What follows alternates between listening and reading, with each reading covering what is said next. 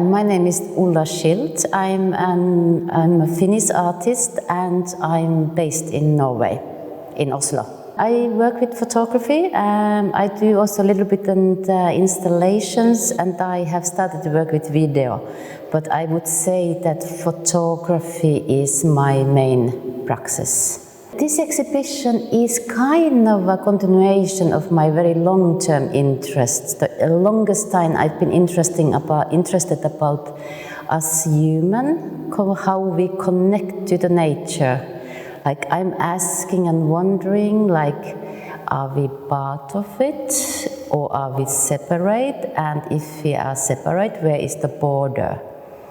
I'm also very interested about timelines, like how short the human life or our history is comparing if you see the whole timeline of the world. So and I reflect these questions in different ways. I hardly ever work with series like similar format. I like to combine like landscape, often images from archive to get this time perspective, maybe object from archive, like here, a couple of them, just random objects, what I find in the street and find interesting. I'm asking like, could this be precious? Why this is not precious? What is precious? And how it becomes precious too.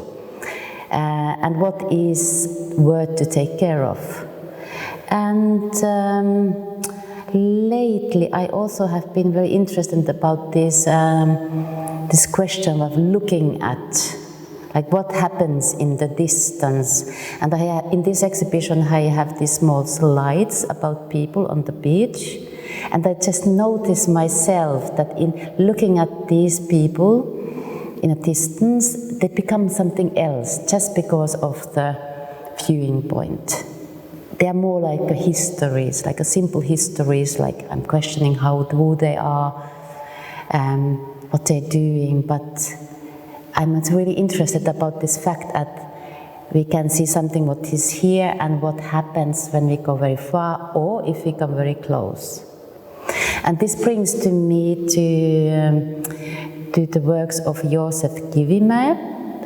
He is a person I've been interested, or he's a friend. We have known each other a couple of years, and I invited Joosep to be part of this exhibition because I know that he's also working that something can be viewed from the distance, and when you go closer it becomes something else, and you believe, like one of his works, you believe it's sea but it's not.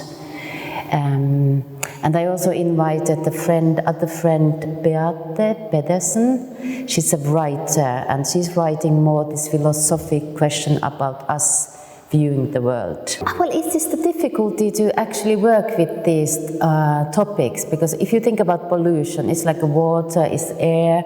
You can think it's okay, it's a problem of my country, but because these things are moving, we really can't say that okay, we are doing something about it. We have to work with across the borders.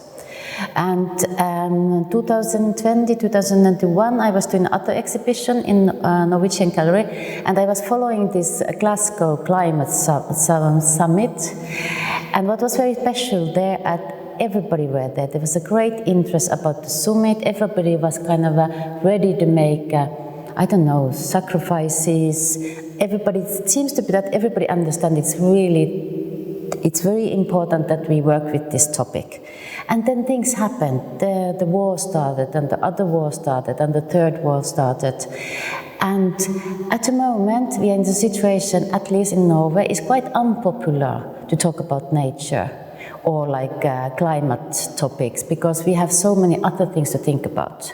And then we have this, what I'm really interested about, the language, how can we talk to each other. And we have this documentation, what has a great name, Matters Relating to Cooperate Approaches, and then comes the article.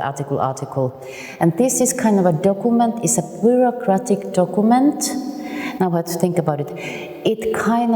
if a rich country pollutes a lot, this country can buy these climate codes, let's say. And how do you then control who is buying, who is selling, where are you in the end of the year? And this language, I have it as a document and I have it as a sound piece. It's so difficult to understand. I have been listening to it many, many times. In the gallery you can follow the text, and not even the English speaking people can really understand it because it's so complicated.